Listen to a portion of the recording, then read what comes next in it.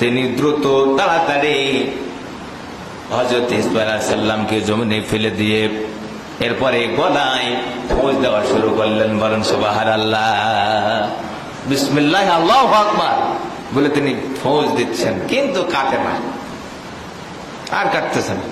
এক পর্যায়ে হযরত ইব্রাহিম আলাইহিস সালাম বিরক্ত অনুভব করে রাগান্বিত হয়ে পাশে ফেলে দিলেন।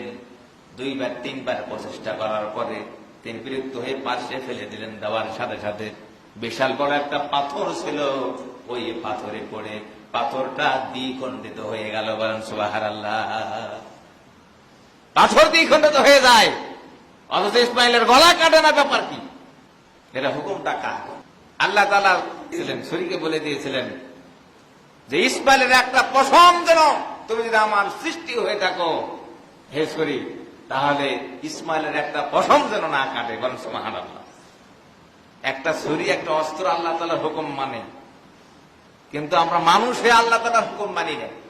কতগুলো হুকুম আপনি অমান্য করছেন, খেয়াল করেন। ফজরের নামাজ নাই, জোহর নাই, আসর নাই, মাগরিব নাই, কুরবানি নাই, অন্যান্য বিধানগুলো নাই, অথচ একটি ছুরি, সে অপদার্থ একটা জিনিস, সে আল্লাহ তাআলার হুকুম অর্ডার দেয়, ইসমাইলের পশম পর্যন্ত কাটলো না। বরং সুবহানাল্লাহ। দেখেন